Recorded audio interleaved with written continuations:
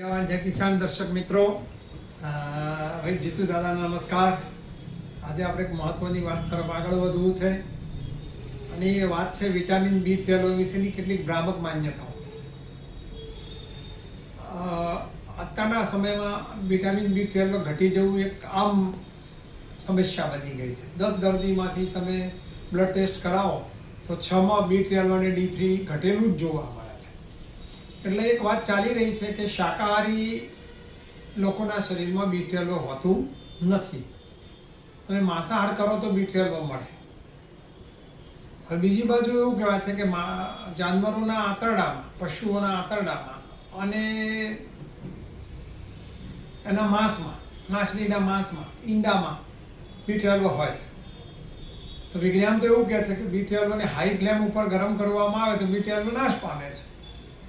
તો શું કાચું માંસ ખાવું જોઈએ? અને જે લોકોના B12 હોય છે, જે લોકો માંસાહારી છે, એમ કહેવાય છે કે માંસાહારીઓમાં B12 પૂરતું હોય, તો શું એ માંસાહારીઓ કાચું માંસ ખાય છે? એ પણ હાઈ ફ્લેમ ઉપર ગરમ કરે જ છે. હાઈ ફ્લેમ ઉપર ગરમ થવાથી B12 નાશ થાય છે.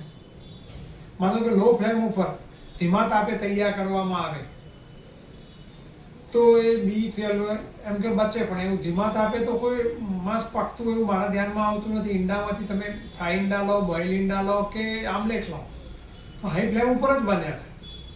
તો આ એક પ્રશ્ન B12 માટે બહુ મહત્વનો છે. નંબર 2, જે B12 પશુઓના આંતરડામાં બને છે એ B12 માણસના આંતરડામાં બનતું જ હોય છે. અને નાના આંતરડામાંથી મોટા આંતરડા તરફ લઈ જવા માટે, લઈ જઈ અને એના શોષણ માટે એક ઇન્ટેન્સિવ ફેક્ટર તરીકે ઓળખાતો એક એન્ઝાઇમ્સ, પ્રોટીન એન્ઝાઇમ્સ જરૂરી છે.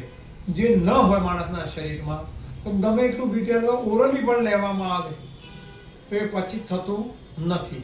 માટે B12 માટે સૌથી પહેલાં તમારી પાચન શક્તિને સુધારો, તમારા ગટ્સ બેક્ટેરિયાને સુધારો, તમારું પાચન યોગ્ય હશે, પેટ બરાબર હશે તો B12 ની જરૂરિયાત નહીં પડે. અન્યથા તમે બહારથી ગમે એટલું B12 લેશો તો પણ એ વારંવાર ઓછું થઈ જશે ને વારંવાર લેવું પડશે. અસ્તુ. જય જવાન, જય કિસાન. જીતુ દાદાના નમસ્કાર.